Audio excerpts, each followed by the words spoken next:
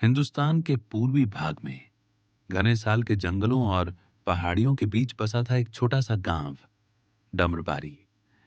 ये गांव बाहर से शांत और सीधा साधा लगता था, लेकिन वहां के लोग कुछ अजीब सी डर में जीते थे।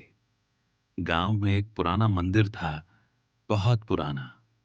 और उसी मंदिर के पीछे था एक कुआं, जिसके बारे में कोई ज्यादा बात नहीं करता था। बुजुर्ग कहते थे, शाम के बाद उधर जाना मना है। पर क्यों?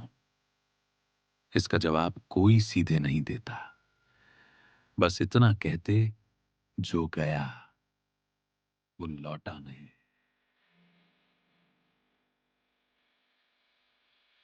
गांव में कुछ ही समय पहले आया था विक्रम, एक पढ़ा लिखा युवक जो शहर से गांव लौटा था अपने पुरखों का घर संभालने। उसे गांव की कहानियां बेवकूफी लगती थी। उसे लगता था कि ये सब सिर्फ डराने के लिए है। एक दिन वह मंदिर देखने गया। गांव के लोग उसे मना करते रहे, कुएं की तरफ मत जाना, पर उसने किसी की नहीं सुनी। मंदिर सुनसान था, दीवारें काली पड़ चुकी थीं और उसके पीछे बांस की झाड़ियों के पार वो कुआं था। विक्रम ने देखा, कुएं के चारों ओर किसी ने राख छिड़क रखी थी, मानो किसी ने वहां कोई तांत्रिक कर्म किया हो। उसने झांका, कुआं सूखा हुआ था, नीचे कुछ नहीं दिखा, सिर्फ अंधेरा। तभी एक ठंडी हवा का झोंका आया।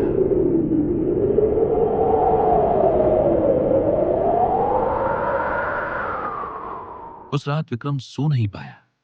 उसे लगा जैसे कोई उसके कमरे के बाहर धीरे धीरे चल रहा हो। जब उसने दरवाजा खोला, कोई नहीं था। अगले दिन से अजीब घटनाएं शुरू हो गईं। दीवारों पर खुद ब खुद उंगलियों के निशान बन जाते, घर में जलता दीपक अचानक बुझ जाता, और सबसे अजीब, विक्रम को हर रात एक ही सपना आता। सपने में वह उसी कुएं के पास खड़ा होता। कुएं के अंदर से किसी की आवाज आती, नीचे आओ,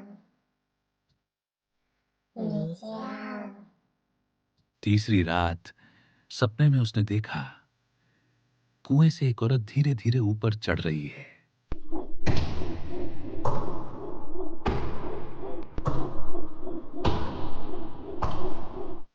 चेहरा नहीं दिखता, बस लंबे गीले बाल और खून से सनी साड़ी। अब विक्रम डरने लगा था। वह गांव के सबसे बूढ़े आदमी बाबा गोविंद के पास गया।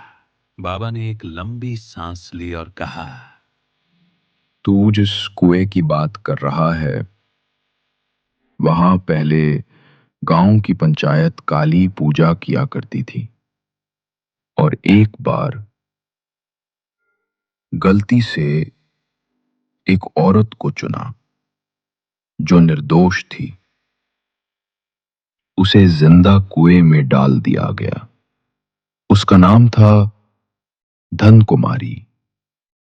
उसकी आत्मा कभी मुक्ति नहीं पाई। तभी हर साल कोई ना कोई उस कुएं की ओर खिंच जाता है। विक्रम को याद आया, गांव में हर साल एक आदमी अचानक लापता हो जाता था और लोग बस कहते थे, भाग गया होगा। विक्रम ने तय किया, वो इस रहस्य को खत्म करेगा। उसने 4 बातियों वाला दीपक लिया, गंगा जल और कुछ नीम की पत्तियां। रात को 12 बजे वह मंदिर के पीछे पहुंचा। चारों तरफ घना अंधेरा। कुएं से एक सड़ी गली गंध आ रही थी, पर विक्रम ने दीपक जलाया और नीचे झांका। तभी एक आवाज आई, नीचे आओ, नीचे आओ, नीचे आओ। और विक्रम ने देखा, कुएं के अंदर एक चेहरा, आंखें नहीं बस गड्ढे, चेहरा विकृत। और उस औरत ने कहा, मुझे मुक्ति दे दो, मुझे मुक्ति दे दो। विक्रम डर से कांप गया, पर उसने हिम्मत की। उसने गंगा जल कुएं में डाला, मंत्र पढ़े और नीम की पत्तियां कुएं के मुहाने पर रख दी।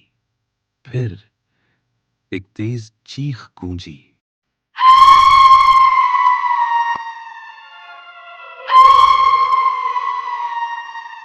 इतनी भयानक कि पूरे गांव ने सुनी, पर विक्रम नहीं डरा। आवाजें धीरे धीरे शांत हो गईं। सुबह जब गांव वाले मंदिर पहुंचे, कुआं ढका हुआ था। किसी ने रात भर में पत्थरों से उसे बंद कर दिया था, और पहली बार गांव में किसी ने महसूस किया जैसे कोई बोझ हट गया हो। हवा हल्की थी, सूरज चमक रहा था।